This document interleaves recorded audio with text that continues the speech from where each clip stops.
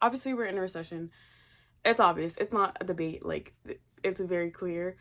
And I want to prefix this by saying a recession is a horrible thing to be in. Life is very difficult right now for everybody, especially for young adults right now. It is not an easy time to be here at all.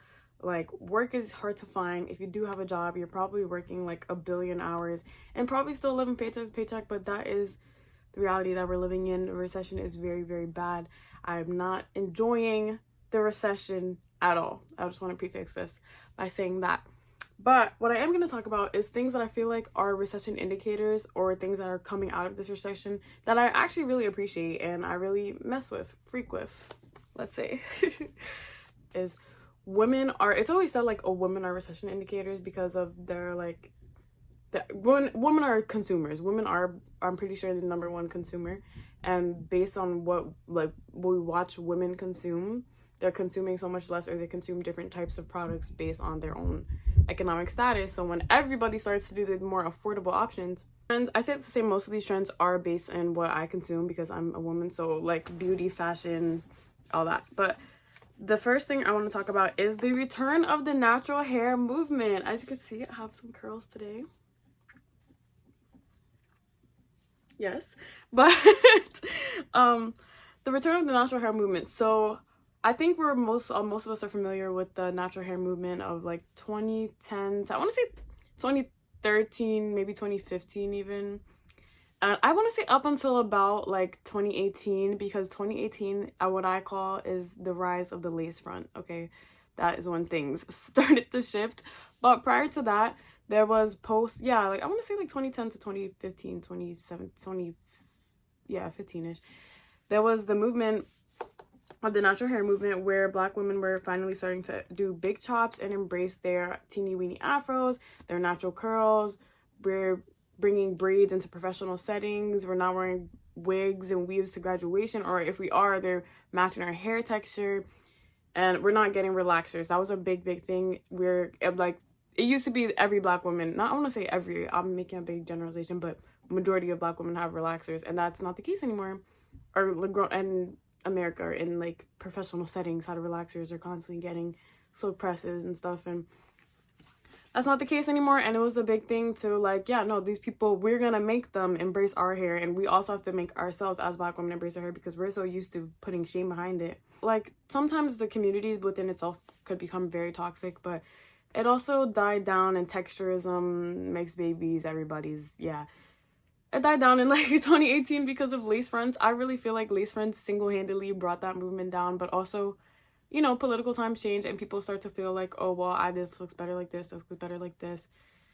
Rappers, media, everything, just the influence started to shift once again. But I feel as though the natural hair movement is making somewhat of a return. The amount of girls that I see in real life, like nowadays, I mean, I do live in New York, so it's a little bit different. But I feel like it's more than 50% of the Black women I see are wearing a very natural hairstyle or simply their natural hair. And I love that. I love how normal it is now, because when I was younger, that is not what I saw at all. I was younger, I used to be like, I want straight hair because my mom has looser hair than me and she would keep it straight most of the time. And I was like, all the like beautiful Black women that I see on TV and in real life have silky straight hair. Like, where's mine at? Like, that's really how I felt for a long time when I was younger. But now I love that. I do think this is a recession indicator because people cannot afford to get their hair done. And that also goes into the like DIY hair. Like, everybody's doing miracle knots, clip-ins, flip overs, U parts, V parts, like quick weaves. All of that, recession indicator for sure, because nobody can afford to go get their hair done and go sit down and get their hair done. And lace is not that, it's not that hard, but it's not that easy, and it's not sustainable at all. If you've ever worn a lace wig, you know that by day 3 it is levitating. It's up here. It's up here. Like, nobody can afford to keep buying those over and over and over again. Glueless wigs, that's another way that is a recession indicator. But I really like that we're spending so much more time taking care of our own hair and not just sitting down and telling somebody to change it. Learn about our hair and learn what would be best for our hair, so our hair could maybe look the way we want it to look, but also just be healthier versions of ourselves. And everybody has to embrace how Black it is, and I love that. Okay, now onto fashion, specifically about clothing. So dupe culture, right? I'm not sure how I feel about it completely, but I feel like the reason why we have this obsession with quiet luxury is because it's a lot easier. Like, let's say the tank air tank top, the $100 tank top, $100 for a tank top. Yes, $100. There's a tank top at Walmart, the No Bounds tank top looks just like it. It's a lot easier to copy something. When we say wealth whispers or money talks wealth whispers, it's a lot easier to copy simple designs that all look the same, and to say, and for someone to just assume like, oh, that's probably this expensive one, rather than this is just a Target or Walmart or whatever tank top. So I feel like that's where the obsession with quiet luxury comes in, because people are wanting to still show their status when they know that they're not able to anymore because of the recession. I don't really love the whole quiet luxury trend because, like, be yourself. But I do love that some things that are coming out of it. For example, monogram logos. I'm just not a fan. Sue me. I just don't like a all over print. Okay, purses, I could kind of make an exception. Like, I have a Michael Kors purse that says MK on it. I can't lie. I like the Louis Vuitton bags. Those are cute. But, like, as far as, like, full Chanel bodysuit or full, like, Fendi, or Balenci up and down, like, don't get me started on Balenci, but all of that stuff is like, even the designs that some of the brands are coming out with now are a lot more easily like replicable than looking at somebody and thinking like, oh, that's obviously fake, or this is obviously, so yeah, that's one thing I like, because I really am not feeling the whole monogram logos things at all. Another thing that I feel like is coming out of everybody wanting to dress simple is statement pieces are coming back. Jewelry's coming back. Like, I'm seeing a huge rise of like D squared heels. Oh, I love D squared heels so bad, but I love them as like artwork. Like, I think I would be very miserable if I tried to walk in them, and I can walk in heels, so I don't know. But I think, anyway, I digress. They're like, that is such a, like, the ice skater heels, or like the super blinged out baddie heels that you just know, like, oh, the baddest lives in this shoe, literally.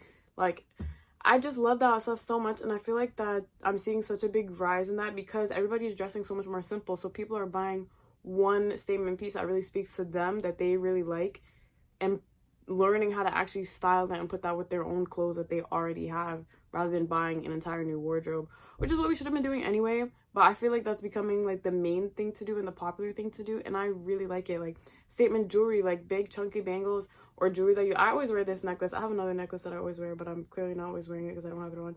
But statement jewelry, and not even like simple stuff like this, like big chunky bangles, and like big necklaces or huge sunglasses, and then the rest of the outfit is just plain and simple.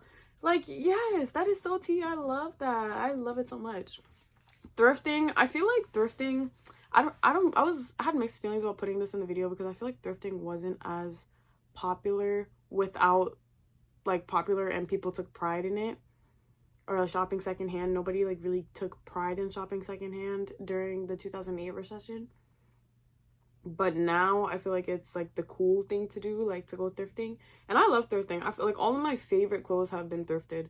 But I think it's great to be shopping secondhand. Like, nobody needs to be funding fast fashion, and I am very much guilty. But it is very cool that the majority of young people think it's better, or are anti-fast fashion, or at least try to be. This is like the fitness and health slash, I don't know, I'm gonna call this section the downfall of the BBL, or nobody can afford to get their body done anymore. Okay, back in like 2015, 2016, 2017, 2018 even, it was get under that knife, go get a BBL, go get a tummy tuck, go get your whole body done. And now everybody's, oh, I got my BBL, I'm getting my lip filler dissolved, I'm taking out my BBL, I'm on Ozempic. But okay, people are taking this too far. Like, I'm not with the whole thin is in thing. That is very odd. Bodies should never ever be trending, but the type of body that is trending is very telling about our economy. And the whole thin is in thing is definitely a huge indicator of recession, and that is not what I'm saying that I'm appreciating. What I do appreciate is kind of the downfall of plastic surgery. Now, I would never shame somebody for getting plastic surgery. I would never. I mean, I can't say never because I might. But Kris Jenner AIDS with that facelift. I cannot lie. Like I literally can't. At the same time, like I'm not a huge advocate for it because I just feel like it's not for women and men. I just feel like it's kind of counterproductive. But I like that people are going back to embracing like looking all natural is the fashion thing right now. Like that is the in thing to look like wanting to look all natural, like wanting to look like you've never like you worked hard for this body. And I love working out. I work out every day. I love working out. I love fitness. I try to take care of my natural body. So I do like that people are in turn putting effort into taking care of themselves because they're not like, okay, I'll take the easy way out, you know? That one is kind of a slippery slope because then they start getting on peptides and Ozempic and all type of nonsense. So like people are doing a little bit too much with that. Even with fitness, like why would I eat protein frosted flakes? Are you cool? Like why is there protein in everything in the whole world? Like this is not like what is going on? Like literally. And I say this as a girl who one of my monthly goals right here, it says meet your protein daily. Like I say this as somebody who is very much into fitness. But it's getting out of hand, like literally, like it's not a competition. I don't like people are taking that way too far. I do just like that everybody is focusing on their health and their bodies. That is what I like. But when you start doing stuff for just the aesthetics of it, you lose me a little bit. Party culture is changing. Stay with me, stay with me, stay with me. Because remember, like post-pandemic, even I want to say pre-pandemic was the last time that we had party, AAA section, 2019, 2018, right? Post-pandemic, everybody was like, yo, this is the worst club scene ever. Then a little bit more post-pandemic, like around that same time, section culture came around. Death of section culture. I'm telling you guys now, this is a little bit of a prediction because obviously it's like some of it is still happening. But death of section culture is coming. I'm telling you. None of the, even like, no matter what tax bracket they're in, everybody's like, it is so dumb to pay for a section. It's not even that fun in the section. Like, I like to dance. I want to move. I don't understand why everybody's not dancing. And I feel, you know, all the pictures from like the Prohibition era or like wars in Asia when they show the bars and stuff and it looks like they're having like the craziest time ever at all the bars and nightclubs. I feel like it's the 20s. Like, that's what's going on here in America. And I feel like section culture is definitely going to and / is dying down because everybody's like, first of all, we can't afford that. Second of all, that sounds lame. Mr. Worldwide said it himself. I knew my rent was going to be late about a week ago, okay? But they got just enough to get up in this club. That's how I feel right now. And that is, I really feel like that is the culture that's happening. And I'm 21. I'm trying to have some fun before, like, I have to really I have to lock in now, obviously. I'm very focused, but I just think that death of section culture is so necessary, and I feel like because of the recession that we're currently in, it is dying down, and I love that. Artwork.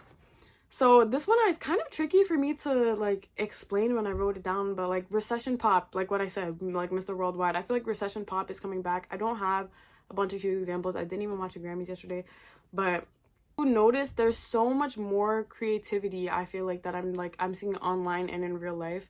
And I meet a lot more people now that are like, I'm trying to do this, or I love doing this as like, and it's some type of creative art. And some people, it's definitely like as a side hustle, which I completely understand. Like this is not, it's not easy right now at all. But for some people, I feel like maybe because we have so much to get off of our chest right now, it's bringing out so much creativity in people. It's almost like when people go to the studio after like not eating and getting broken up with and getting their car repoed and everything, and they go to the studio and they drop like the best songs and write the best verses ever. I feel like that's what's happening with the whole art world in every like medium. The biggest example of this was Substacks. Blogs are coming back. Like people literally just want to have somebody to sit down and talk to them, rant about what's going on. And some of the stuff from Substack has been brilliant just from people having something to get off their chest. Something that I have that I really appreciate that's coming out of this recession is bartering. I try to do this, but I don't have that many skills, honestly. But I feel like the biggest one that I could think of is service for service. nowadays hairstylists and nail techs will be like, let's do service for service instead of paying, or somebody will be like, I'll make you a seafood boil and you do my hair. Obviously I'm on super black social media because those are my examples. But that in general is such like a socialist concept, and the fact that we're turning to it because we don't have money is, it's sad, but it is so brilliant. Like, this is what we should have been doing. It's a little bit Marxy, I will say, but I'm honestly messing with that a lot. I really am. So I think it's just a really cool phenomenon to help each other out, or to say, you help me this way and I'll help you this way. Like, I think that it's kind of forcing us, a lot of this stuff, like, for example, like, I feel like the artwork too, like Substacks, is forcing us to return to community, and that is so necessary right now, for us to just stick together and to us to actually be able to rely on each other, but also become reliable to each other. I feel like it's so important. Is all for today. So I hope you guys enjoyed recession indicators that I really like a lot. Comment down below recession indicators that you thought of or that you appreciate. I have a lot more recession indicators, but they're not positive. So comment down below them. I hope you guys are employed. I hope you guys have some money. I hope you guys have a bright future. Please like this video if you liked watching. Let me know what else you want me to talk about, because I really like sitting down and talking to you guys, and my talking videos are received way better as well. And see you guys later. Thank you for watching. Bye. Please like the video. If you want to follow my Instagram, it's in the description. Bye.